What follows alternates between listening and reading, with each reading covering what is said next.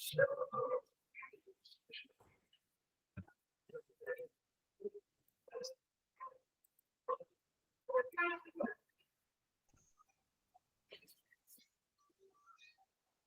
very good afternoon to all of you. Good afternoon, sir. Good afternoon, sir. Good afternoon, sir. Good afternoon, sir. Good afternoon. Very good afternoon, बच्चों. Good afternoon, sir.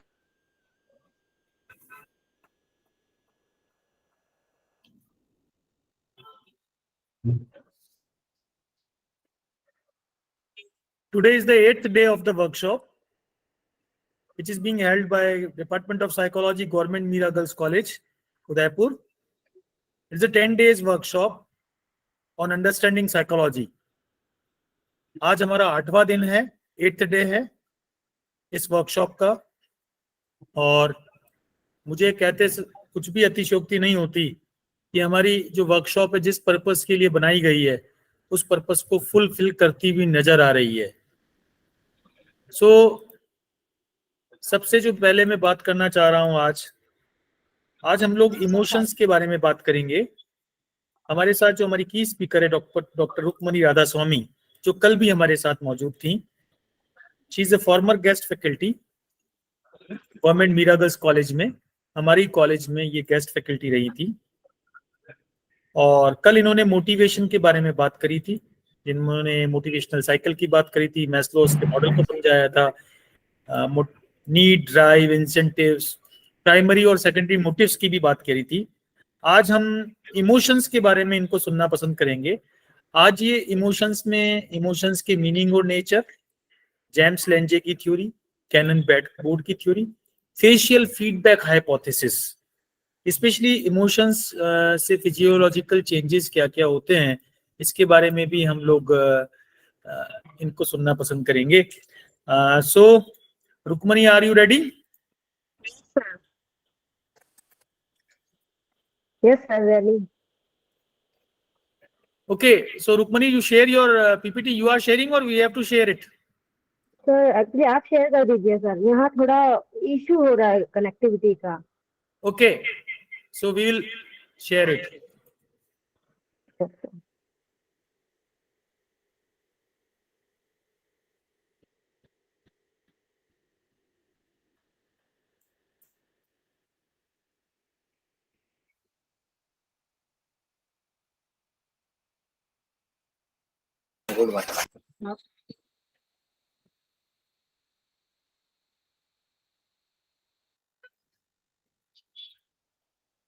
Okay, आप लोगों को जो PPTs है वो मिल गई होगी कल. अगर किसी को नहीं मिलती है तो लास्ट के जो 5 मिनट्स है, उन 5 मिनट्स में आप अपने ईमेल एड्रेस को करेक्ट तरीके से डालें. एग्जैक्टली आप ईमेल के एड्रेस में ध्यान रखें. आप स्पेसेस लिख देते हैं, आप स्पेसेस को लिख लेते हैं, कुछ गलत कर देते हैं, @ की जगह कुछ और लिख देते हैं, जीमेल की स्पेलिंग गलत लिखते हैं. उन केसेस में क्या है कि जो आपकी जो पीपीटी जिस मेल आईडी पे जानी चाहिए वो नहीं जा पाती. Okay, so screen is now being shared. Yes Rukmani, welcome, और अपनी बात को कंटिन्यू करें. Okay sir. Good afternoon all of you. कल हमने मोटिवेशन देखा था, मोटिवेशन के बारे में समझा था. आज हम इमोशन के बारे में थोड़ा सा देखेंगे कि इमोशन क्या होता है, थ्योरी कौन कौन सी है, मीनिंग नेचर क्या है. ठीक है. स्कोप ऑफ प्रेजेंटेशन, जिसमें हम क्या क्या देखने वाले हैं: meaning and nature of emotion, James Lange theory of emotion, Cannon Bard theory of emotion, and last हम देखेंगे द फेशियल फीडबैक हाइपोथेसिस. आवाज क्लियर है? Yes, ma'am. ओके, ठीक है. ओके, ठीक. Next, meaning and nature of motivation. ठीक है. तो मोटिवेशन जो शब्द है वो MOT, एक ये लैटिन शब्द है जिससे आया है, जिसका मीनिंग होता है तो मूव, यानी चलना. ओके. हमारे इमोशन में जब हम स्पेलिंग देखते हैं तो क्या लिखा होता है? EMOT लिखा होता है ना, MOT. ये एक लैटिन वर्ड है, इससे आया है इमोशन, जिसका मीनिंग क्या होता है? टू मूव, क्रिया करना या चलना. ठीक है. अब हम डेफिनेशन देख लेते हैं।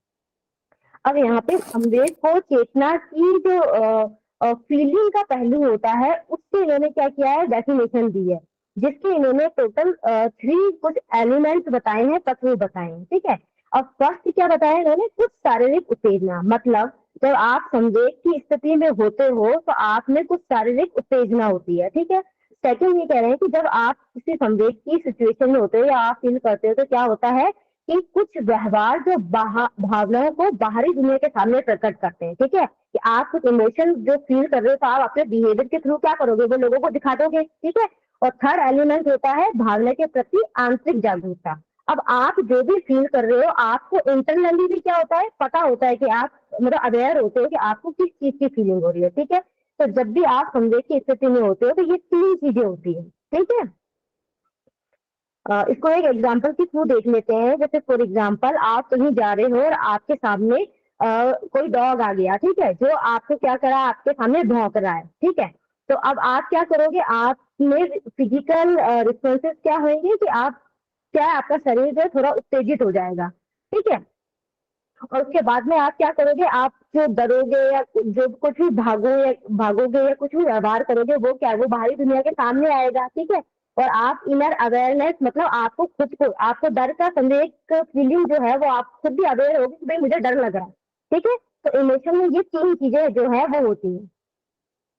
और नेक्स्ट ये कह रहे हैं कि संवेग की शरीर क्रिया विज्ञान यानी फिजियोलॉजी ऑफ इमोशन, इमोशन के कुछ शरीर क्रिया विज्ञान में कुछ थियरी बता रखी है, मतलब क्या क्या चेंजेस आते हैं वो अपन देख लेते हैं। अब ये कह रहे हैं कि शरीर रूप से मतलब शारीरिक रूप से जब भी कोई व्यक्ति किसी संवेग का अनुभव करता है तो फर्स्ट ऑफ ऑल क्या होता है कि आपका सिंपैथिक नर्वस सिस्टम जो है ना वो आपके शरीर में उत्तेजना पैदा कर देता है, ठीक है। जब आप उत्तेजित हो जाते हो ना, वो कौन करता है, वो सिंपैथेटिक नर्वस सिस्टम करता है। और क्या क्या होता है, एक तो उत्तेजना हो जाती है, आपके शारीरिक चेंजेस क्या होते हैं, उत्तेजना हो जाती है। दूसरा आपकी हार्ट बीट क्या होती है, वो इंक्रीज हो जाती है, मतलब आपकी हृदय की जो गति होती है वो बढ़ जाती है, ठीक है। और फिर क्या होता है, आप क्या सांस लेना बहुत तेज तेज सांस लेते हो, ठीक है, ये भी चेंजेस आते हैं। और क्या होता है, आपकी जो आंख की प्यूपिल्स यानी आपकी जो पुतलियां है वो क्या होती है, फैल जाती है, ठीक है। और ये भी हो सकता है कि आपका मुंह सूख जाए या मुंह भी सूख जाता है। तो ये कुछ फिजिकल चेंज आते हैं। ओके नेक्स्ट, ओके नेक्स्ट ये ये कह रहे हैं कि हालांकि विभिन्न भावनात्मक प्रक्रियाओं के बीच चेहरे के भाव भिन्न भिन्न होते हैं। ये कह रहे हैं कि जो डिफरेंट डिफरेंट फेशियल एक्सप्रेशन होते हैं वो तो हमारे अलग अलग अलग हो सकते हैं। जैसे कि एंगर में हमारा फेशियल एक्सप्रेशन अलग होता है, जब आप खुश हो तो आपका फेशियल एक्सप्रेशन अलग होगा, अगर आपको डिस्ट्रेस की फीलिंग हो रही है तो आपका फेशियल एक्सप्रेशन अलग होगा, है ना, अगर आप सैड हो तो आपका फेशियल एक्सप्रेशन अलग होगा। लेकिन जो शारीरिक प्रतिक्रियाएं होती है वो ऑलमोस्ट एक जैसी होती है। कि जब क्या है, आप एंगर में हो तो भी क्या होता है कि आपकी हार्ट बीट बढ़ जाती है, आप में उत्तेजना पैदा हो जाती है, आपकी आंख की पुतलियां थोड़ी फैल जाती है ना। या फिर क्या होता है कि जब आप बहुत एक्साइटेड हो, खुश हो, तब भी ऐसा होता है कि आपकी हार्ट बीट बढ़ गई। तो मतलब फिजिकल चेंजेस तो ऑलमोस्ट सेम ही होते हैं, लेकिन जो फेशियल एक्सप्रेशन होते हैं वो चेंज होते हैं, ठीक है। अब कुछ आगे रिसर्च की है, उसमें ये बता रहे हैं कि विभिन्न शारीरिक प्रतिक्रियाओं से कुछ चीजें होती है जो शारीरिक प्रतिक्रियाएं भी डिफरेंट डिफरेंट करते हैं, मतलब डिफरेंट डिफरेंट संवेग में शारीरिक क्रियाएं भी डिफरेंट डिफरेंट होती है। अब किसमें होती है वो देख लेते हैं। अब ये कह रहे हैं कि जब कोई पर्सन दुख, क्रोध और भय में होता है, जब इस तरीके के संवेग आप महसूस करते हो तो आपकी हृदय गति, हार्ट बीट जो होती है उसमें वृद्धि हो जाती है, वो फास्ट हो जाती है एज कंपेयर टू जब आप डिस्ट्रेस को फील करते हो। जब आप घृणा के संवेग को फील करते हो तो आपकी हार्ट बीट इतनी तेज नहीं होती है जितनी कि दुख, क्रोध और संवेग की स्थिति में तेज हो जाती है। तो एक तो ये चेंजेस हो गया, है ना, इसमें भिन्नता आ गई। दूसरा ये कह रहे हैं कि जब भी आप खुशी की तुलना में आप जब डिस्गस्ट का यानी घृणा का संवेग को आप फील करते हो तो आपकी त्वचा के जो संचालक है वो अधिक वृद्धि हो जाती है, उनमें बहुत तेज हो जाते हैं वो, ठीक है। नेक्स्ट ये कह रहे हैं कि डर की तुलना में गुस्सा अक्सर उच्च रक्तचाप से जुड़ा होता है। मतलब अगर आप डर का संवेग में आप हो तो उसमें आपका जो ब्लड प्रेशर है वो इतना बढ़ेगा नहीं जितना कि आप जब गुस्से में होते हो तो आपका जो ब्लड प्रेशर है वो ज्यादा बढ़ जाता है, ठीक है। तो ये कुछ सिचुएशन में ये इन्होंने बताया कि शारीरिक प्रतिक्रियाओं में भी भिन्नता होती है। क्लियर है? नेक्स्ट,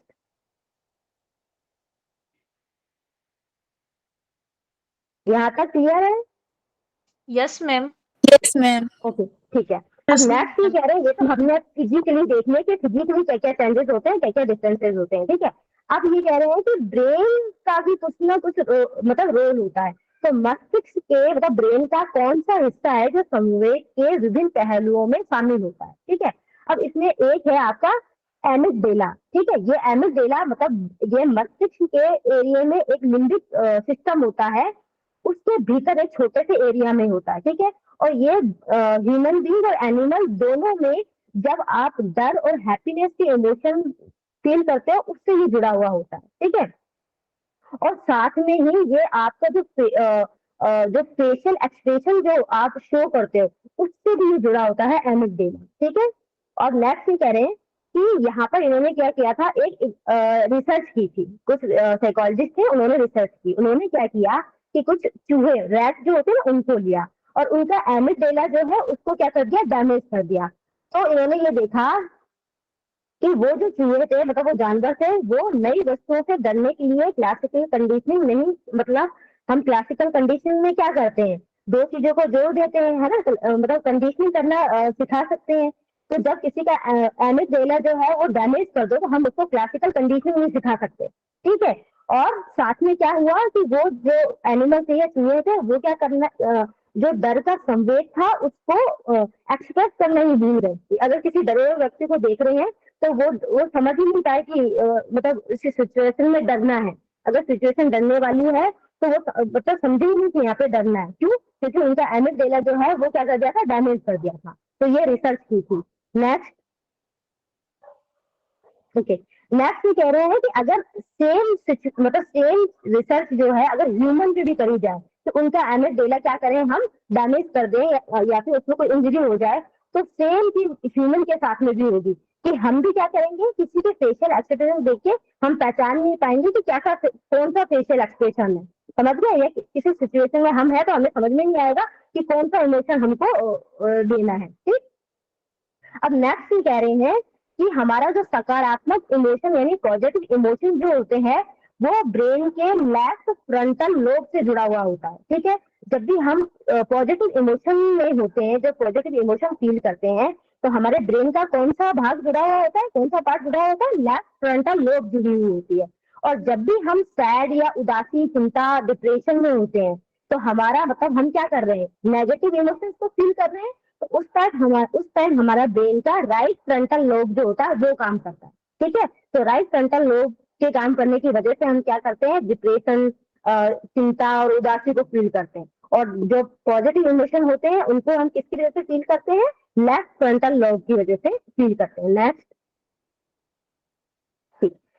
अब नेक्स्ट ये आगे ये बता रहे हैं कि जब लोगों को किसी अन्य व्यक्ति के चेहरे पर इमोशन को पहचानने के लिए कहा जाता है, मतलब जब भी आप किसी व्यक्ति, जैसे फॉर एग्जांपल हम किसी व्यक्ति को बोले कि आप किसी पर्सन को देख के पहचानो कि कैसा इमोशन उसके चेहरे पे नजर आ रहा है, तो क्या होता है, तो दायां गोलार्ध बाएं की तुलना में अधिक सक्रिय होता है, ठीक है। आपका जो राइट हेमिस्फेयर होता है वो ज्यादा एक्टिव होता है किसकी तुलना में, लेफ्ट हेमिस्फेयर की तुलना में, ठीक है। और स्पेशली ये फीमेल में ऐसा ज्यादा होता है, फीमेल में ज्यादा होगा कि जब आप किसी फीमेल को बोलोगे कि आप किसी के चेहरे को देख के पहचानो कि कौन सा इमोशन है, तो उनमें क्या होगा, लेफ्ट जो हेमिस्फेयर है वो राइट की तुलना में राइट जो हेमिस्फेयर है वो लेफ्ट की तुलना में अधिक सक्रिय होगा,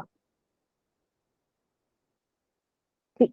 अब नेक्स्ट ये कह रहे हैं कि वयस्क मतलब जो बड़े एडल्ट होते हैं उनकी तुलना में बच्चों में क्या होता है, नेगेटिव इमोशन के साथ साथ पॉजिटिव इमोशन जो होते हैं वो पहचानने में कम सक्षम होते हैं, ठीक है। जो छोटे बच्चे होते हैं अगर आप उनको बोलोगे कि किसी का फेस देखकर पहचानो कि कौन सा इमोशन है तो वो नहीं पहचान पाएंगे, ठीक है। लेकिन हम जो हम बड़े हो गए हैं वो तो देख के पहचान जाते हैं कि भाई ये गुस्से में है या ये खुश है। लेकिन जो छोटे बच्चे होते हैं उनमें ये एबिलिटी अभी क्या होती है, डेवलप नहीं होती है, इसलिए वो समझ नहीं पाते कि कौन सा इमोशन है, ठीक।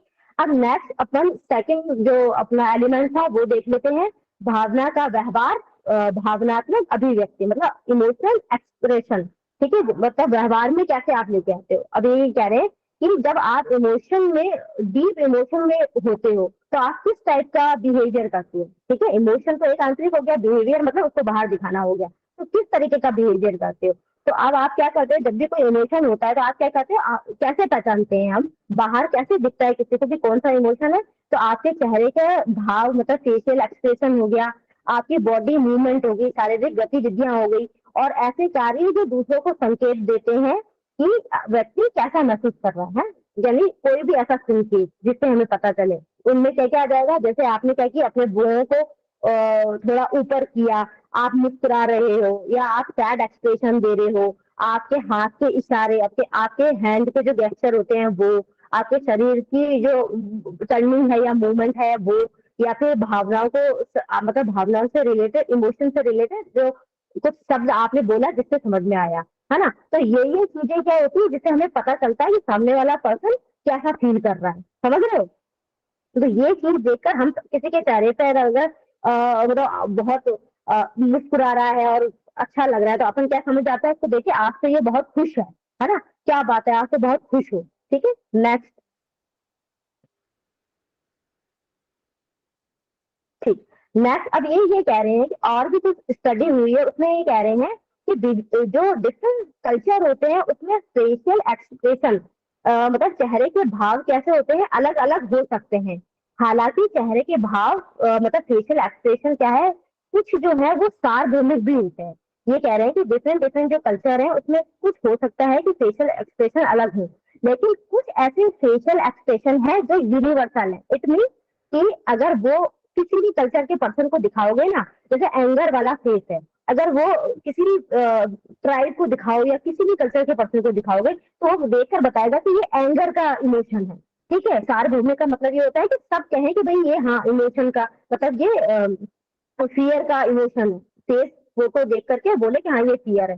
तो चाहे आप अमेरिका में दिखाओगे तो वो पर्सन भी ये कहेंगे कि ये फियर का है, और कहीं अफ्रीकन ट्राइब किसी को दिखाओ तो वो भी क्या कहेंगे कि हाँ भाई ये फियर का फेस, तो ये मतलब ये सबके लिए एक जैसा है। अब ये नेक्स्ट ये कह रहे हैं कि चार्ल्स डार्विन एक पर्सन है, ये थे जिन्होंने क्या किया था, इस सिद्धांत को सबसे पहले दिया था। ये जो यूनिवर्सल वाली जो बात है ना, इन्होंने सबसे पहले की थी, क्योंकि ये क्या कहते हैं कि हमारे इमोशन जो है वो विकास का उत्पाद है, ठीक है। इस वजह से हम क्या करते हैं, ये जो इमोशन होते हैं सार्वभौमिक होते हैं, ठीक है। मतलब सभी मनुष्य चाहे उनके संस्कृति कुछ भी हो, एक ही चेहरे की अभिव्यक्ति दिखाएंगे। खुश है तो सबके चेहरे एक जैसे होंगे, सैड है तो सबके चेहरे एक जैसे होंगे, क्यों, क्योंकि इनका विकास हुआ है, ठीक है, इवोल्यूशन हुआ है, इसकी वजह से ये ऐसा होता है। नेक्स्ट,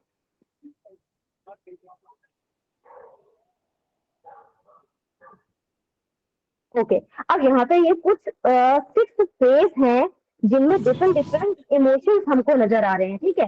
तो मतलब ये सार्वभौमिक का मतलब ये है, यूनिवर्सल का मतलब ये है, अगर ये 6 फेज अपन किसी भी अलग अलग कल्चर के लोगों को दिखाएं तो सभी यही बोलेंगे कि ए वाला जो फेस है वो किसका है, एंगर का है, बी वाला फेस किसका है, फियर का है, सी वाला फेस जो है वो डिस्गस्ट का मतलब घृणा का है, और डी वाला जो फेस है वो हैप्पीनेस का है, और ई वाला फेस जो है वो सरप्राइज का है, और एस वाला फेस जो है वो सैडनेस का है, ठीक है। हम भी अगर देख रहे हैं तो हम भी सभी क्या बोलेंगे कि हाँ भाई ए वाला कैसा है, और एंगर का फेस है, ठीक है। और ऐसे ही एस वाला क्या फेस है, और सैडनेस का फेस है, ठीक है। तो ये कुछ फेस है, इनको दिखा करके उन्होंने क्या करी थी, रिसर्च की थी, और उससे उनको पता चला कि कुछ इमोशन जो होते हैं या फेशियल एक्सप्रेशन जो होते हैं वो यूनिवर्सल होते हैं, ठीक है।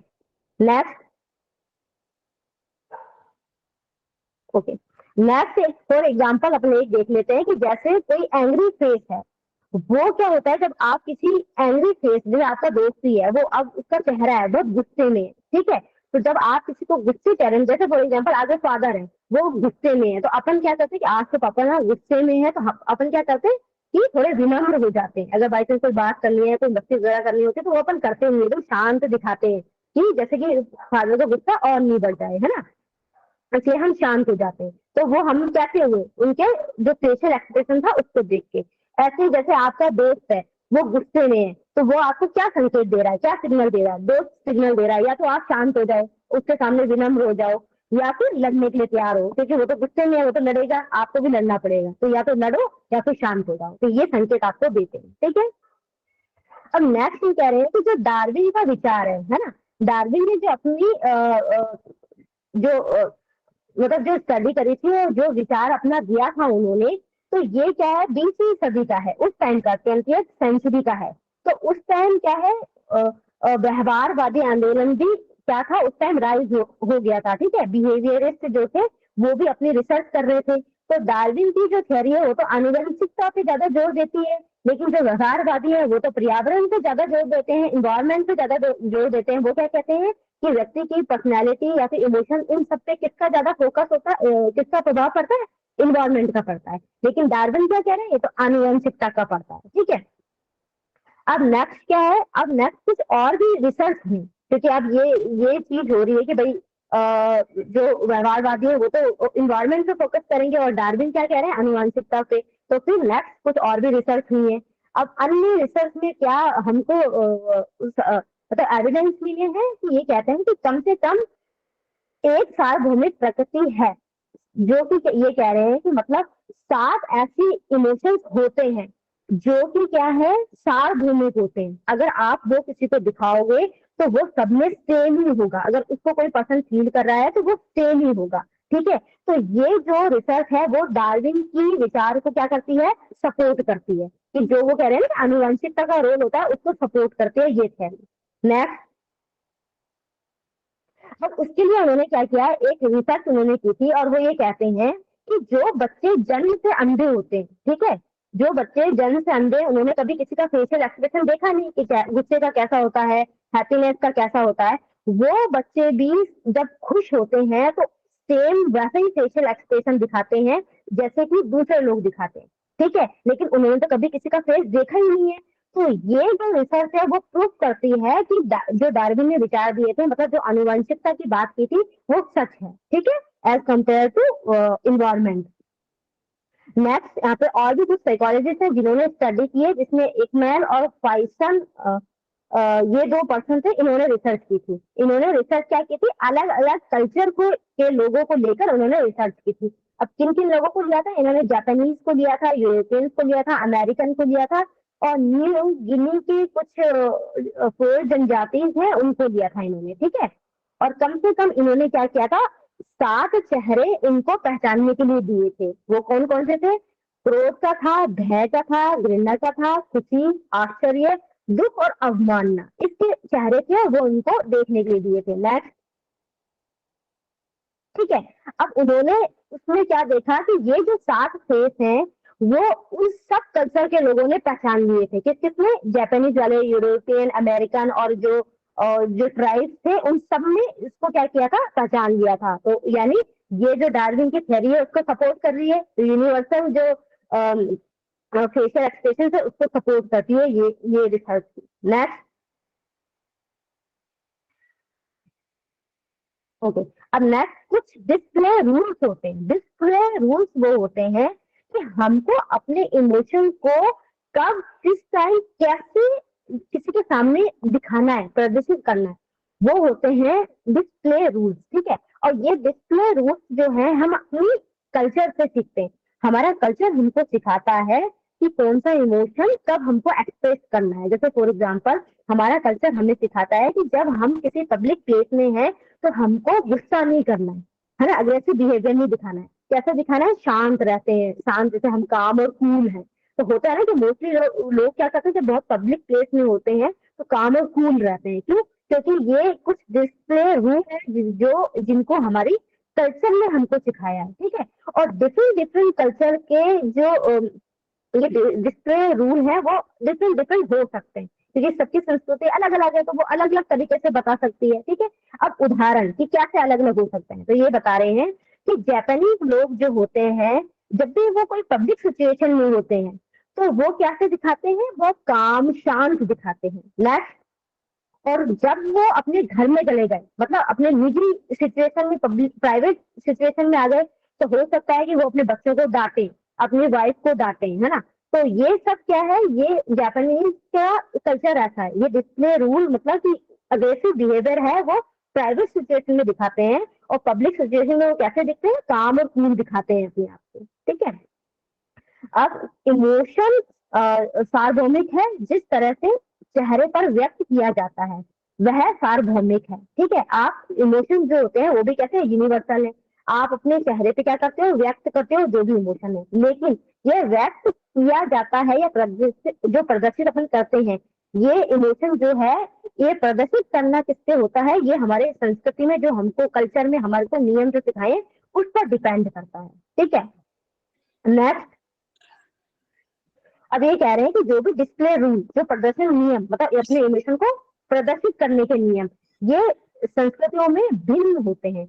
आप जैसे ये बता रहे हैं कि जो कल्चर व्यक्तिवादी होता है, मतलब इंडिविजुअल कल्चर को ज्यादा इंपॉर्टेंट देता है एज कंपेयर टू किसी ग्रुप, मतलब आप किसी ग्रुप को ज्यादा इंपॉर्टेंस मत दो, खुद को इंपॉर्टेंस दो, एक व्यक्ति इंडिविजुअल को ज्यादा इंपॉर्टेंस दो, तो वो होता है इंडिविजुअल कल्चर, ठीक है।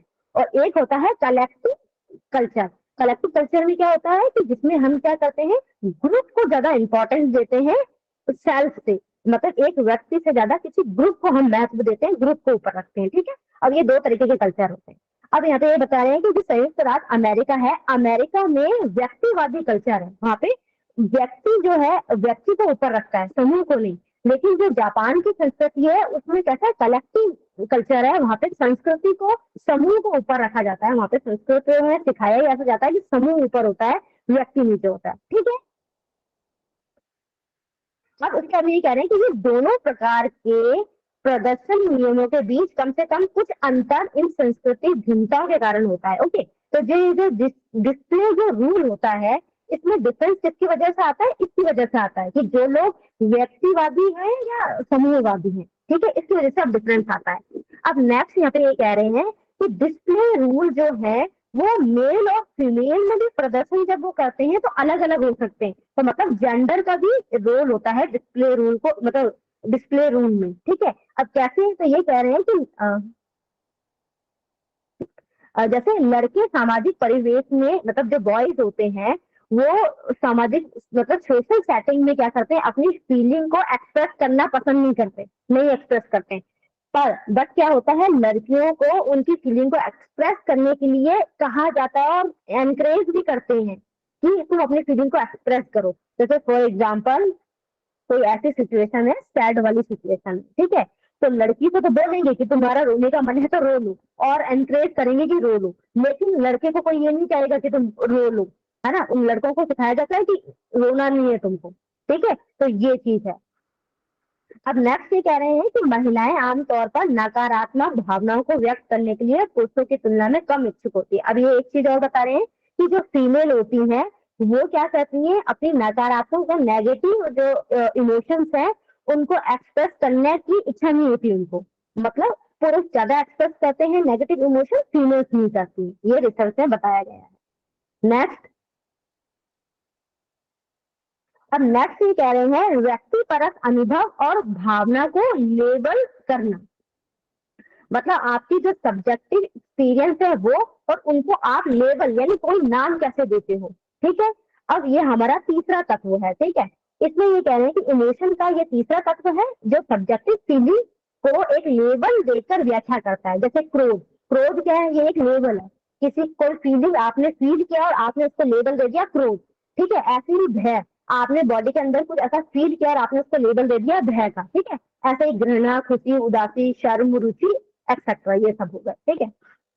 नेक्स्ट ये कह रहे हैं कि इस तत्व को लेबल करने का दूसरा तरीका, मतलब या तो आप इसको लेबल बोल दो या फिर हम इसको कॉग्निटिव एलिमेंट भी बोल सकते हैं, क्योंकि लेबल आप कैसे करते हो, जब मतलब आप लेबलिंग, जब किसी चीज को किसी चीज का लेबल देते हो या नाम देते हो, तो आप अपनी जो पास्ट एक्सपीरियंस था आप अपनी मेमोरी पे जोर देते हो, है ना। अब पास्ट एक्सपीरियंस, जैसे फॉर एग्जांपल आपने पास्ट एक्सपीरियंस से कभी किसी सैड इंसान को देखा था, ठीक है।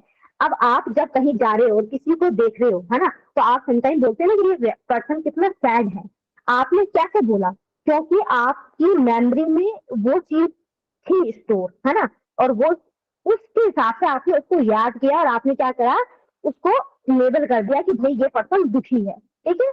तो इसको संज्ञानात्मक तत्व भी कह सकते हैं, लेबल भी कह सकते हैं, बात वही है ना। और जब आप किसी समस्या का समाधान करते हो तब भी आप क्या करते हो, आपका कॉग्निटिव जो एलिमेंट होता है वही काम आता है कि आपने कभी किसी प्रॉब्लम को सॉल्व किया था और वैसी समस्या फिर सेम सिचुएशन वैसी आ गई है तो आप याद करते हो कि मैंने उस टाइम क्या किया था, है ना, जैसे उस सिचुएशन को कैसे सॉल्व किया था तो आप वैसे सॉल्व कर लेते हो। ठीक है, ऐसे ही हम लेबलिंग भी करते हैं। ठीक, नेक्स्ट, किसी व्यक्ति द्वारा व्यक्तिपरक भावना पर लागू किया जाने वाला लेबल कम से कम आंशिक रूप से उसकी भाषा संस्कृति से प्रभावित एवं सीखी हुई प्रतिक्रिया। ये कह रहे हैं कि जब भी आप किसी चीज को देखते हो या किसी इमोशन को देखते हो तो आप जो लेबल दे रहे हो वो आंशिक रूप से आपकी जो भाषा है या आपकी जो कल्चर है उससे सीखा हुआ होता है। आपने जो भी लेबल किया है वो आपकी लैंग्वेज और आपकी कल्चर से प्रभावित होता है, सीखा हुआ होता है, इसलिए आप वैसा लेवल दे देते हो। ठीक है, अब ये कह रहे हैं कि डिफरेंट कल्चर की जो बैकग्राउंड है ना, जिस बैकग्राउंड के वो लोग होते हैं तो उनमें लेवल भी कैसा कैसा होता है, भिन्न भिन्न हो सकता है। डिफरेंट संस्कृति बैकग्राउंड के जो लोग होते हैं उनमें लेवल भिन्न भिन्न हो सकता है, लोग भिन्न भिन्न तरीके का लेवल दे सकते हैं। अब जैसे फॉर एग्जाम्पल कैसे, तो यहाँ पे इन्होंने रिसर्चर्स में कुछ स्टडी की थी और उन्होंने क्या पाया कि उन्होंने स्टडी की थी कुछ चीनी पर्सन थे वो और अमेरिकी जो थे उन लोगों को लिया उन्होंने। ठीक है, अब ये कह रहे हैं कि जो चीनी पर्सन होते हैं ना उनकी संस्कृति को वो बहुत महत्व देते हैं, वो अपने कल्चर को अपने कल्चर को बहुत वैल्यू देते हैं। ठीक है, तो जब भी वो कोई इमोशन का वर्णन करेंगे या लेबल देंगे तो क्या करेंगे, अपनी संस्कृति कल्चर को ध्यान रखेंगे। ठीक है, अब ये नेक्स्ट क्या कह रहे हैं कि शारीरिक संवेदनाओं ये और जो आपके सामाजिक संबंध हैं उनको ये ज्यादा फोकस करते हैं। कौन, चीनी लोग। ठीक है, दोस्ती हो गई, ये सब हो गई।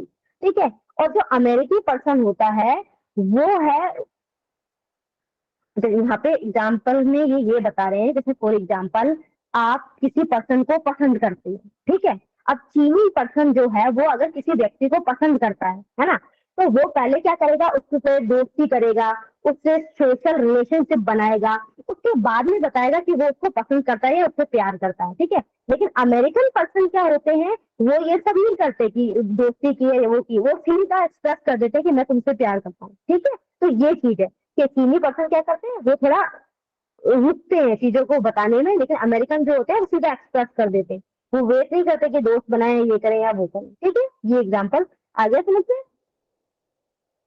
चलो, अब एक अन्य स्टडी, मतलब एक और भी स्टडी हुई है जो हैप्पीनेस की जो सब्जेक्टिव फीलिंग है उसको भी बताते हुए और कहती है कि जो हैप्पीनेस की फीलिंग जो होती है वो भी कल्चर कैसे होती है उसमें भी डिफरेंसेस आते हैं। ठीक है, अब कैसे आते हैं, अब इन्होंने स्टडी किए कुछ जापानीज स्टूडेंट पे और अमेरिकी स्टूडेंट पे। ठीक है, अब ये कह रहे हैं कि जो जापानी छात्र होते हैं वो और अमेरिकी छात्र जो हैं इन दोनों में अलग परिस्थितियों के साथ एक सामान्य सकारात्मक भावनात्मक स्थिति को जोड़ते हुए पाया गया है। ठीक है, मतलब नेक्स्ट इसमें एक एग्जांपल देख के थोड़ा समझते हैं कि क्या कह रहे हैं।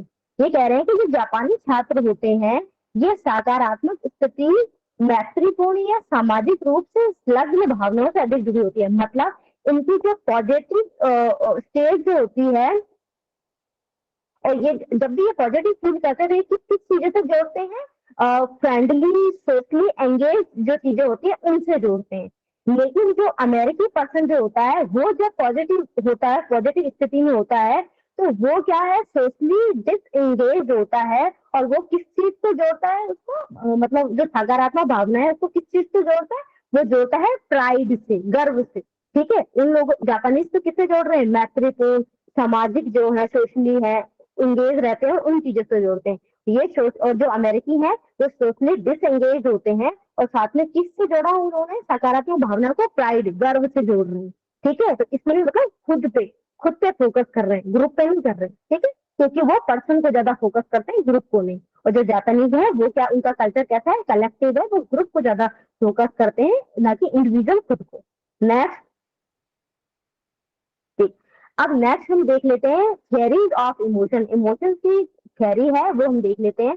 अब यहाँ पे James Lange theory of emotion है। ये जेम्स और लैंग जो है ये दो पर्सन है, इन्होंने अपनी अपनी थियरी दी थी और इनकी थियरी में सिमिलैरिटी मतलब समानता थी, इसलिए इन दोनों थियरी को जोड़ करके साथ में हम पढ़ते हैं। ठीक है, अब इस सिद्धांत में किसी प्रकार की उत्तेजना, मतलब किसी प्रकार की भी उत्तेजना होती है, जैसे कि फॉर एग्जाम्पल आपने किसी घुराते हुए डॉग को देखा तो आपने क्या हुआ, शारीरिक उत्तेजना हुई, और उसके बाद में क्या होता है, एक शारीरिक प्रतिक्रिया उत्पन्न होती है। ठीक है, मतलब ये क्या कह रहे हैं कि जैसे ही आपने कोई डॉग देखा तो आपकी बॉडी में फाइट या फिर फ्लाइट वाला जो इमोशन है वो किसकी वजह से, सिंपैथेटिक नर्वस सिस्टम जो है उसकी वजह से अपने में उत्तेजना पैदा हो जाती है। ठीक है, अब आपकी हार्ट बीट बढ़ जाती है, क्योंकि फिजिकल चेंजेस हमने शुरू में पढ़े थे किसकी वजह से होते थे, सिंपैथेटिक नर्वस सिस्टम की वजह से होते थे, कि हमारी हार्ट बीट बढ़ गई, ये सब हो गया। जबकि जब हमने कोई ऐसा स्टिमुलस देखा, मतलब आपने भौंकता हुआ कुत्ता देखा तो क्या हुआ, सिंपैथेटिक नर्वस सिस्टम ने आपकी बॉडी में क्या करा, फाइट या फ्लाइट वाला मोड आ जाएगा, या फिर आपके क्या होगी, हार्ट बीट बढ़ जाएगी, उत्तेजना बढ़ जाएगी, आपका गला सूखने लगेगा, ये फीलिंग आपने हो जाएगी, पहले होगी, है ना। जब ये सारी फीलिंग होगी तो ये तो फिजिकल चेंजेस हो गए, फिजिकल रिस्पॉन्स हो गया, पहले फिजिकल रिस्पॉन्स होगा, उसके बाद में आप लेबल करोगे कि मुझे डर लग रहा है। ठीक है, तो पहले फिजिकल रिस्पॉन्स होता है, उसके बाद में आप सेकंड रिस्पॉन्स करते हो इमोशन का। सारी फिजिकल सिचुएशन आप देखोगे तो आप लेबल दोगे कि मुझे डर लग रहा है ना, तो फिर आपको डर का जो संवेग है उसका अनुभव होगा। ठीक है, तो जेम्स लैंग थ्योरी क्या कह रही है कि पहले हमारे अंदर फिजिकली चेंजेस आते हैं, उसके बाद हम इमोशन को क्या करते हैं, फील करते हैं। और जैसे यहाँ पे कुछ वो बता रखे हैं, इन्होंने एग्जाम्पल दिए कि जैसे कि मैं डरता हूँ क्योंकि मैं उत्तेजित हूँ, मतलब आप उत्तेजित हुए, आप फिजिकली उत्तेजित हुए तो आपको क्या हुआ, डर लगा, है ना। तो उत्तेजित फिजिकल चेंज है और डर लगना क्या है, एक इमोशन है। तो पहले फिजिकल चेंज हुआ फिर आपको डर लगा। ऐसे ही दूसरा ये कह रहा है कि मैं शर्मिंदा हूँ क्योंकि मेरा चेहरा लाल है। अब ये कह रहे हैं कि आपका चेहरा लाल हुआ तो आपने क्या इमोशन फील किए, शर्मिंदगी फील की। दूसरा ये कह रहे हैं कि मैं घबरा गया हूँ क्योंकि मेरा पेट फड़फड़ा रहा है, मतलब आपका स्टमक जो है वो लैटरिंग कर रहा है, तो आपने क्या समझा कि मैं घबरा गया हूँ, तो घबराने का इमोशन आपने क्या करा, फेस करा। ठीक है, क्लियर है यहाँ तक।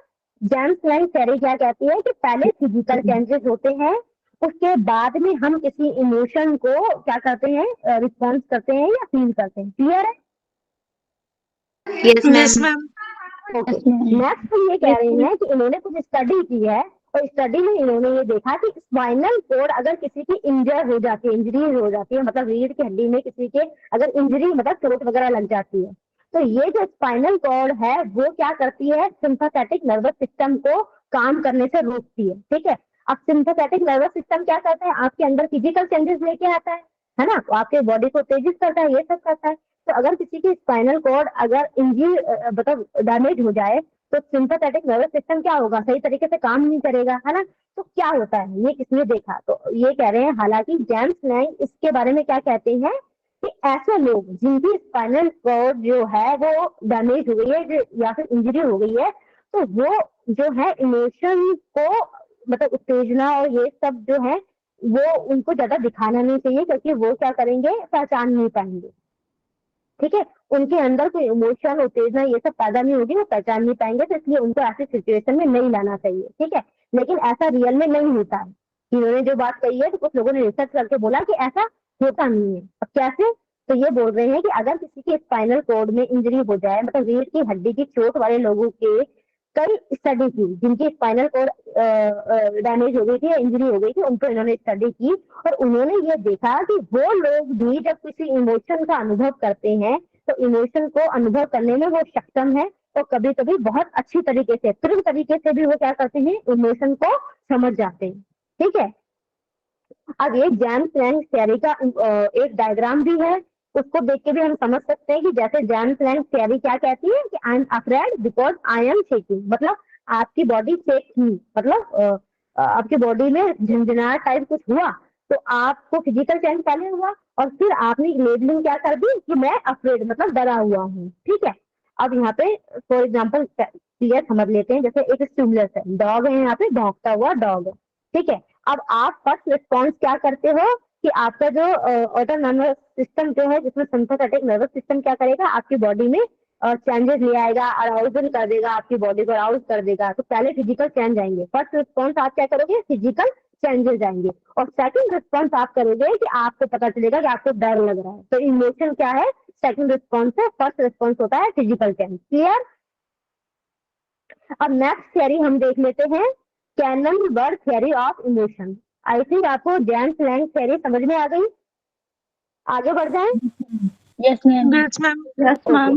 अब कैनन-बर्ग जो है ये भी 2 पर्सन है, इन्होंने भी अपनी अपनी थियरी दी थी, इंडिविजुअल, बट इनकी थियरी में भी क्या सिमिलैरिटी थी, इसलिए हम क्या करते हैं, इनको साथ में पढ़ लेते हैं। ठीक है। अब कैनन-बर्ग थियरी जो है वो सिंपल है, वो क्या कहती है कि जो भी फिजिकल आप में अराउजल हो रहा है, फिजिकल चेंजेस हो रहे हैं वो, और प्लस जो आप इमोशन को फील करते हो, ये दोनों साथ में होते हैं, अलग अलग नहीं होते। एक टाइम पे साथ में हो जाते हैं ये दोनों। ठीक है। मतलब आप में फिजिकल चेंज भी आ रहा है और साथ के साथ आप इमोशन को भी महसूस कर रहे हो कि भाई इधर आपने कुत्ता देखा, आपको क्या हुआ, फिजिकल चेंज हो गया, आपकी बॉडी कैसे उत्तेजित हो गई, आप मतलब फ्लाइट या फाइट वाले मोड पे आ गए, आपको मतलब आगे गला सूखने लग गया, आपकी हार्ट बीट बढ़ गई। ठीक है, ये तो हो ही रहा है। और साथ के साथ आपको पता चल जाता है कि आपको डर लग रहा है। ये दोनों चीजें साथ होती है, अलग अलग नहीं होती। ठीक है। अब ये कह रहे हैं कैसे, तो ये कह रहे हैं कि आपके ब्रेन में जो मतलब आगे मस्तिष्क में आने वाली संवेदी जानकारी, मतलब आपने डॉग देखा, ये स्टिमुलस है, तो सेंस ऑर्गन से आपको पता चला कि सामने डॉग है, तो ये इंफॉर्मेशन जो है ब्रेन क्या करता है, थैलेमस के द्वारा। ठीक है, थैलेमस आपकी बॉडी में है, ब्रेन में होता है, उस थैलेमस के द्वारा क्या करते हैं, ये इंफॉर्मेशन क्या करते हैं, कॉर्टेक्स और सिंपैथेटिक नर्वस सिस्टम दोनों को एक साथ भेज देता है। तो जब दोनों का एक साथ भेजता है तो एक तरफ से सिंपैथेटिक नर्वस सिस्टम क्या करता है, आपकी बॉडी को अराउज कर देगा, मतलब आप में शारीरिक परिवर्तन भी साथ में आएंगे, और साथ में आपकी कॉर्टेक्स जो है वो आपको ये बता देगी कि आपको डर लग रहा है। तो दोनों चीजें साथ होती है। ठीक है। अब ये कह रहे हैं कि मैं डर गया हूँ, भाग रहा हूँ, उत्तेजित हूँ। ठीक है, मतलब डरोगे भी साथ में, भागने की कंडीशन में भी साथ में ही भागने को तैयार हो, और उत्तेजित हो, सब कुछ साथ में हो रहा है, अलग अलग कुछ नहीं होता। ठीक है। अब ये नेक्स्ट, अब ये डायग्राम से अपन समझ लेते हैं। ठीक है, I am shaking and feeling afraid at the same time, दोनों चीजें सेम टाइम पे हो रही है। ठीक है, आपकी बॉडी शेक कर रही है और आपको फीलिंग हो रही है डर की, ये टाइम टाइम पे हो रही है। अब सेम उस एग्जांपल से देखते हैं कि आपके सामने एक भौंकता हुआ कुत्ता है, इसकी इंफॉर्मेशन ब्रेन ने थैलेमस के थ्रू किस को दे दी, कि एक तो आपके सिंपैथेटिक नर्वस सिस्टम को भी दे दी और कॉर्टेक्स को भी दे दी। सिंपैथेटिक नर्वस सिस्टम क्या कर देगा, आपकी बॉडी में चेंजेस लेके आ जाएगा, आपको अराउज कर देगा, और दूसरे तरफ आपको क्या हुआ, कॉर्टेक्स के थ्रू आपको क्या होगा, आपको ये पता चल जाएगा कि आपको डर लग रहा है। ठीक है, तो दोनों चीजें एक साथ होती है, अलग अलग नहीं होती है, ये थियरी बोल रही है। ठीक है, और जेम्स लैंग कहती है कि पहले क्या होता है।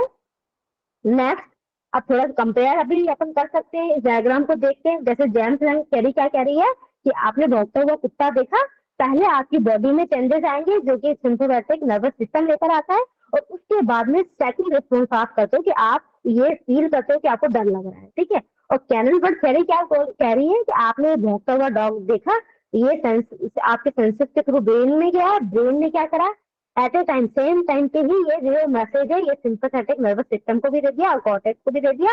सिंपैथेटिक नर्वस सिस्टम की वजह से क्या हुआ, आपकी बॉडी में चेंजेस आ गए, और आप कॉर्टेक्स की वजह से क्या होगा कि आप एट ए टाइम क्या करोगे, इमोशन फील करोगे। तो ये साथ में होता है। क्लियर है, थियरी समझ में आ गई आप लोगों को दोनों? Yes ma'am. Yes ma'am. ठीक है, यस अब नेक्स्ट हम आ जाते हैं द फेशियल। ओके ठीक है, आगे बढ़ते हैं ना। The facial feedback hypothesis. अब ये कह रहे हैं smile you will feel better, मतलब चेहरे की प्रतिक्रिया परिकल्पना है, हिंदी में ये बोले हैं मुस्कुराएं, आप मुस्कुराओगे तो आप बेहतर महसूस करोगे। ठीक है, ये हाइपोथेसिस क्या बोलती है कि आप जैसा फील करते हो, सॉरी मतलब आप जैसे आप मुस्कुराओगे या ये सब करोगे, तो आप क्या होगा, आप महसूस ही वैसा करोगे। जैसे आप मुस्कुराओगे तो आप में संवेग भी किसका आएगा, हैप्पीनेस का आएगा, खुश रहोगे आप। ठीक है, अब यहाँ पे एक बुक है the expression of the emotion in man and animal, ये 1898 में चार्ल्स डार्विन जो है उन्होंने लिखी है। ठीक है, अब इन्होंने क्या कहा कि चेहरे के भाव खतरे या भय जैसे इरादों को संप्रेषित करने के एक तरीके के रूप में विकसित हुए हैं। ठीक है, हमारा जो फेशियल एक्सप्रेशन है वो अगर कोई खतरे की सिचुएशन में है या भय की सिचुएशन में होता है तो क्या करता है, अपने आप को एक्सप्रेस करता है, तो वो एक्सप्रेस करता है तो हम उसको देख करके, है ना, क्या करते हैं हम वो उस तरीके से कम्युनिकेट ही करने के लिए हुए हैं जिससे हमें पता चल जाता है कि हम इस सिचुएशन में हैं। ठीक है, अब नेक्स्ट ये कह रहे हैं कि ये भाव किसी संस्कृति के लिए विशिष्ट करने के बजाय प्रजाति के भीतर सार्वभौमिक है। ठीक है, अब ये जो फीलिंग है ये स्पेसिफिक नहीं है कि सब संस्कृतियों में अलग अलग है, कल्चरों में अलग अलग है। ये कह रहे हैं कि ये कैसी है, यूनिवर्सल है। क्यों? क्योंकि डार्विन किस पे बिलीव करते हैं, हेरिडिटी पे बिलीव करते हैं, आनुवंशिकता पे बिलीव करते हैं, है ना। तो ये क्या कह रहे हैं, ये सबके आनुवंशिक रूप से है, इसलिए कैसे हैं, सार्वभौमिक है, कि सबके चेहरे के एक्सप्रेशन आप देखकर पता कर लेते हो कि क्या कहना चाह रहा है वो। ठीक है, अब नेक्स्ट ये कह रहे हैं कि ये जो चार्ल्स डार्विन है ये कहीं ना कहीं सपोर्ट कर रहे हैं जेम्स लैंग थियरी को। अब कैसे कर रहे हैं, ये कह रहे हैं कि जब ऐसी भावनाओं के चेहरे मतलब फेशियल एक्सप्रेशन के चेहरे स्वतंत्र रूप से व्यक्त किए जाते हैं तो भावना स्वयं तीव्र हो जाती है, जिसका अर्थ है कि जितना अधिक कोई मुस्कुराता है उतना अधिक खुशी महसूस होती है। ठीक है, तो ये भी क्या बोल रहे हैं, जो चार्ल्स डार्विन जो है ये भी क्या बता रहे हैं कि पहले आप में फिजिकल चेंजेस आ रहे हैं, ठीक है, उसके बाद आप महसूस कर रहे हो संवेद को। तो इसमें इन्होंने किसका सपोर्ट कर दिया, जेम्स लैंग थियरी का सपोर्ट कर दिया।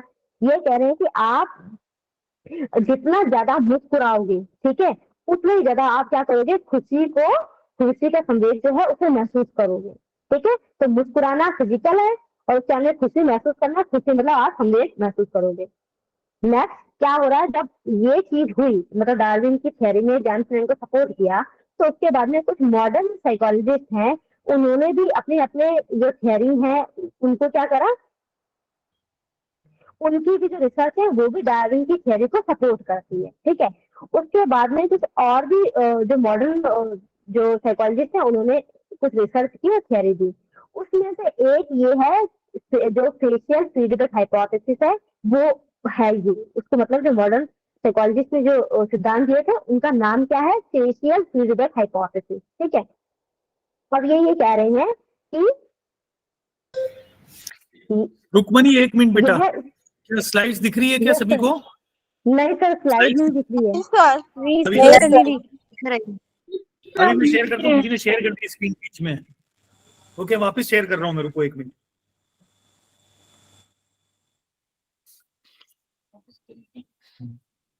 स्टॉप शेयरिंग करके वापस कर दो।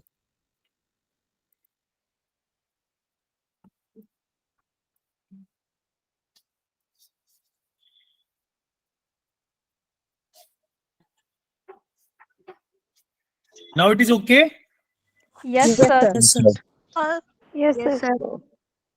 Okay, Yes, sir. अब जो फेशियल एक्सप्रेशन थ्योरी है ये क्या बोल रही है कि चेहरे के भाव व्यक्त की जा रही भावना के संबंध में ब्रेन को प्रतिक्रिया प्रदान करते हैं। मतलब जो भी चेहरे के भाव हैं वो ब्रेन को प्रतिक्रिया करने के लिए मैसेज देते हैं, तो बदले में भावना तीव्र हो जाती है। ठीक है, जो कि वास्तव में क्या होते हैं, इमोशंस का कारण बनते हैं। ठीक है, अब ये बता रहे हैं कि खुश चेहरा रखो और हाँ, चेहरे की प्रतिक्रिया प्राकल्पना के अनुसार आप अधिक खुश महसूस करेंगे।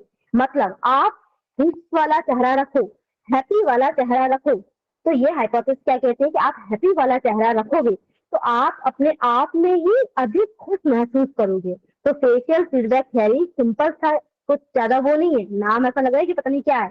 सिंपल ये कह रही है कि आप अपने चेहरे को खुश रखो, खुश दिखाओ, तो ये मैसेज आपके ब्रेन में जाएगा और ब्रेन फिर क्या करेगी, आगे मैसेज भेजेगी। तो उससे आपको क्या पता चलेगा कि आप खुश हो, खुश का संवेद को महसूस कर रहे हो, तो आप खुश के संवेद को महसूस करोगे। सिंपल सा ये है कि आप अपने चेहरे पे खुशी रखो, आप खुशी के संवेद को महसूस करोगे। ठीक है, अब नेक्स्ट ये करें कि हालांकि ये अध्ययन परिकल्पना की वेदता पे कुछ संदेह पैदा करते हैं। मतलब ये जो फेशियल फीडबैक थ्योरी की जो स्टडी हुई है पीछे, इससे क्या है, इसकी वैलिडिटी पे थोड़ा सा डाउट आता है। अब कैसे आता है, कुछ लोगों ने रिसर्च की होगी तो उन्हें पता चला। तो ये कह रहे हैं कि यदि किसी के चेहरे की प्रतिक्रिया प्राकल्पना सही है अगर हम ये माने कि फेशियल फीडबैक हाइपोथेसिस अगर करेक्ट है, तो जिन लोगों के चेहरे के दोनों तरफ पक्षघात का मतलब ये होता है कि फेशियल पैरालिसिस हो जाए किसी को,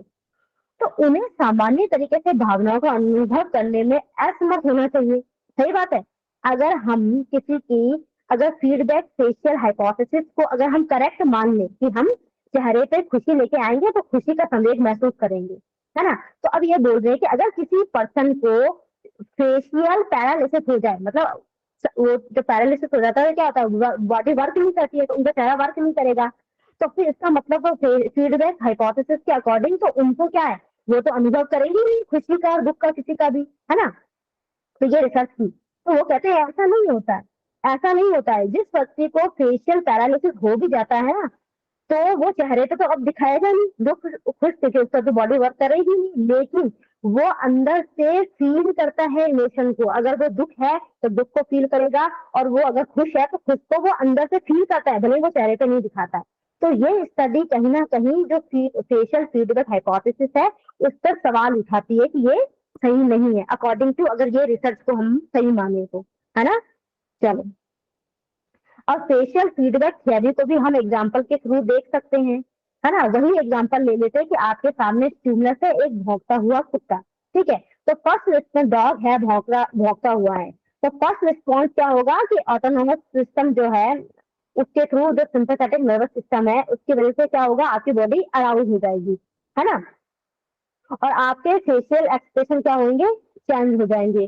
तो अब ये क्या कह रहे हैं कि उसके बाद में जो कॉग्निटिव इंटरप्रिटेशन ऑफ फेस का जो इमोशन वाला है वो आप देखोगे, और फिर लास्ट रिस्पॉन्स आप क्या करोगे कि आप डरोगे। मतलब कहने का ये मतलब है कि आपने किसी सिचुएशन को देखा, डरावनी सिचुएशन है, तो अब आपके फिजिकल चेंजेस भी आ गए, अब आपके चेहरे का फेशियल एक्सप्रेशन भी तो बदल जाता है, डर वाला आ जाता है ना। तो जब फेशियल एक्सप्रेशन डर वाला आएगा तो आपको अंदर से महसूस होएगा कि मुझे डर लग रहा है, तो डर का इमोशन दिख जाएगा आपको, ठीक है। डर वाली सिचुएशन है, फेशियल एक्सप्रेशन डर वाला आया तो आपको महसूस हुआ कि मुझे डर लग रहा है, अगर फेशियल फीडबैक थ्योरी के अकॉर्डिंग चलिए, ठीक है। और ऐसी सिचुएशन ऐसी है कि हैप्पी वाली सिचुएशन है, आपने किसी सिचुएशन को देखा वो हैप्पी वाली है, ठीक है, तो आपकी बॉडी में चेंजेस हुए, फिर आपका फेशियल एक्सप्रेशन कैसा हो गया, खुश हो गए आप। तो खुश हुए आप तो आपने क्या करा, कौन सा इमोशन को महसूस करा, खुशी का, क्या आप खुशी वाले इमोशन को महसूस कर रहे हैं, अगर फीडबैक थियरी के अकॉर्डिंग अपन चलें। क्लियर है, आगे बढ़ जाए। Yes ma'am. Yes, ma'am. ठीक है, Yes, अब ma'am. ये कह रहे हैं ओके, अब हमारा इमोशन का जो कॉन्सेप्ट है वो क्लियर है। सर एक्चुअली इमोशन का तो कंप्लीट हो गया है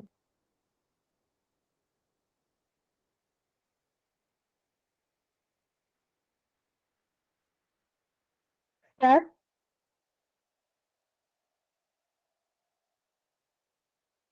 ओके चलिए ठीक है, कोई बात नहीं। तो ये इमोशन वाला पोर्शन जो है वो अपना क्लियर हो चुका है, कंप्लीट हो गया है, ठीक है। बट मुझे सर ने कल ये बोला था कि जो भूख है ना, हमने कल मोटिवेशन में पढ़ा था जिसमें हंगर का कॉन्सेप्ट जो था वो पढ़ा था। तो सर ने मुझे बोला था कि भूख का जो कॉन्सेप्ट है उसको आप फिजियोलॉजिकल जो कॉम्पोनेंट होते हैं उसको थोड़ा एक्सप्लेन कर देना, है ना। तो हम उसको और देख लेते हैं। इमोशन तो आपका क्लियर है, अब हम मोटिवेशन के भूख के जो कॉन्सेप्ट है उसको थोड़ा फिजियोलॉजिकल जो कॉन्सेप्ट है उसको क्लियर कर देते हैं। टाइम कम है, मैं थोड़ा फास्ट चलूंगी, ओके। चलो, अब ये कह रहे हैं कि जो वास्तव में भूख बढ़ाने के कई कारक हो सकते हैं, ठीक है। हमारी बॉडी में जो भूख बढ़ती है उसके बहुत सारे कारक हो सकते हैं। अब वॉल्टर कैनल एक पर्सन है, वो क्या बताते हैं कि पेट में संकोचन या भूख की पीड़ा, अगर आपने पेट में जब संकुचन होता है या होता है ना, जब आपको भूख लगती है तो पेट का संकुचित होने लगता है ना, और अंदर की तरफ जाने लगता है और आपको पेट में दर्द टाइप का फील होता है ना। तो ये कह रहे हैं कि ये कारण होते हैं, इसकी वजह से क्या होता है, हमको भूख लगती है, ठीक है। और अगर हम पेट में अगर हम क्या करें, खाना खा लें, है ना, कि जैसे पेट आपने खाना खा लिया तो जैसे आपने खाना खाया तो वो संकुचन को रोक देती है और आपकी भूख शांत हो जाती है, ठीक है। तो वोल्टर कैनल ने क्या कहा था कि आपके पेट में संकुचन होता है उसकी, या फिर आपके पेट में थोड़ा दर्द टाइप होता है, उसकी वजह से हमको भूख लगती है, और जैसे ही हम खाना खा लेते हैं तो संकुचन क्या हो जाता है, रुक जाता है और हमारी भूख शांत हो जाती है। ये तो बोला है वॉल्टर कैनन ने। अब कुछ हार्मोन्स भी होते हैं, उनका भी प्रभाव हमारी भूख पे पड़ता है, ठीक है, कैसे पड़ता है देख लेते हैं। इंसुलिन और ग्लूकागॉन ये ऐसे हार्मोन होते हैं जो कि पैंक्रियास द्वारा स्रावित होते हैं।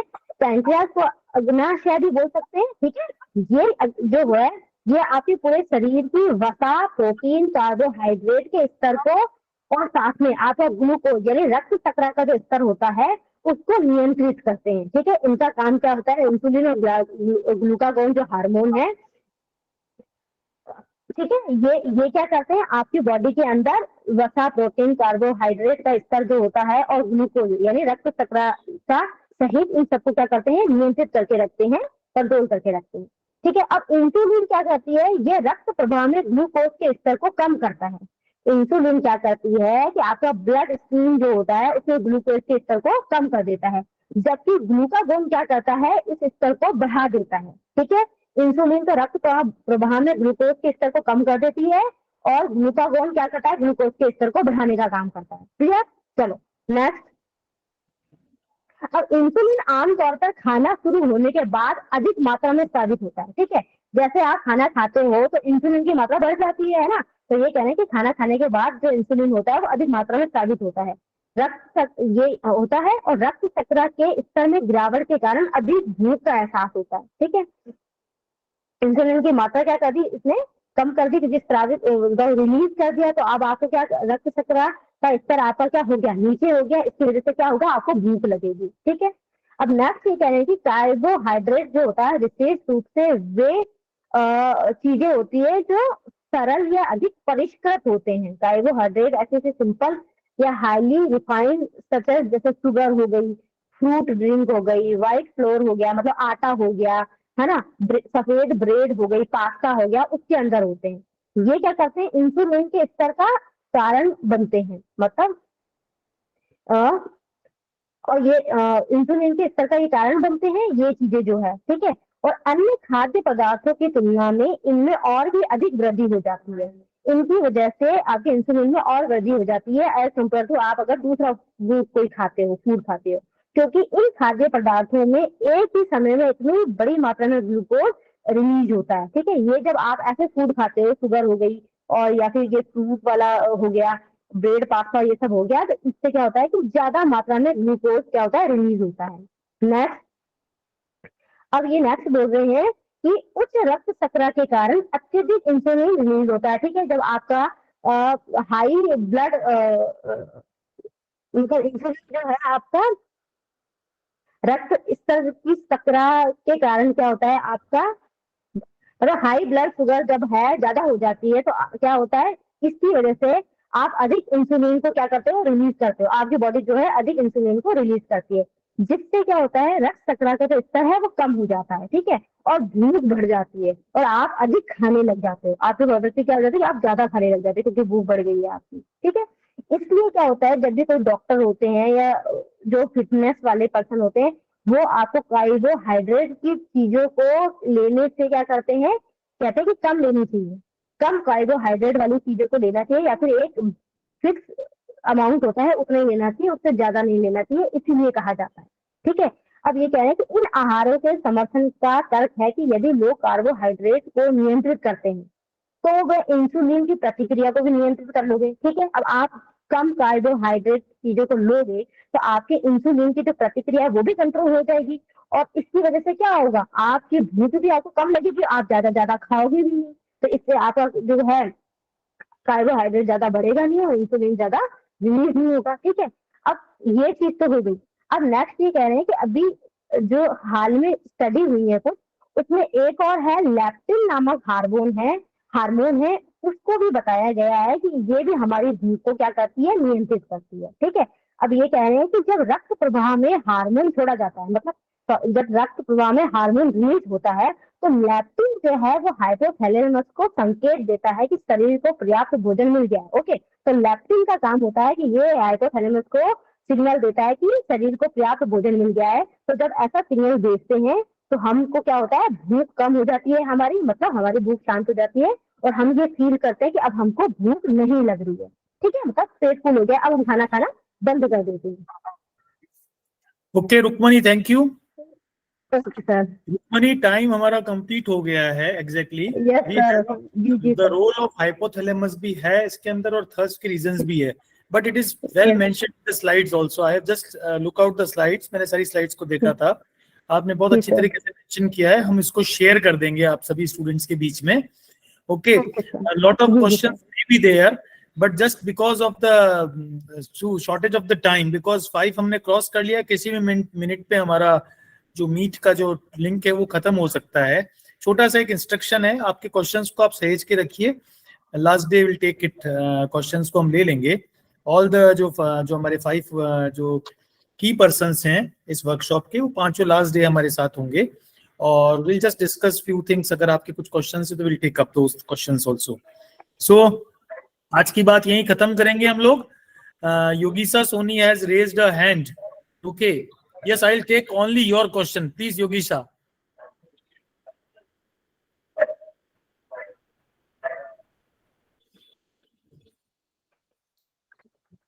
Okay, so Yogisha, I think उन्होंने अपना वापस हैंड रेज खत्म कर दिया है। So thank you to all of you। कल हम डॉक्टर निशा अग्रवाल जो HOD हैं department of psychology RNT college Kapasan से, उनको हम इंटेलिजेंस पर सुनेंगे।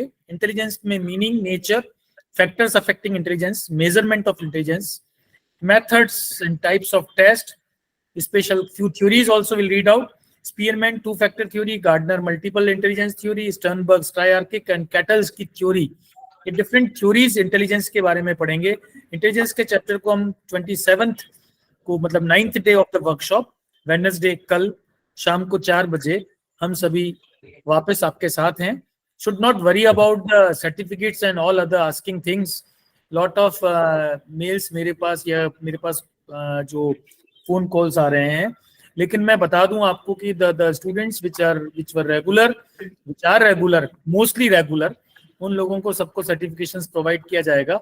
हाँ, कुछ जो PPT slides नहीं मिली है तो आज ही आप अपने जो अभी right now chat box में अपनी mail ID को जरूर डाल दें, so that we'll share it। आज और कल की जो पीपीटी है हम उसको कल शेयर करेंगे। ओके, सो कल तक आपके पास मोटिवेशन और इमोशंस की सारी पीपीटीज आपको मिल जाएगी। So thank you to all of you. Thank you Rukmani, specially thanks to you. Thank you all of you. From department of psychology government Miradas college. Thank you all. Thank you all. Thank you, sir. Thank you, sir or ma'am. Thank you, sir and ma'am.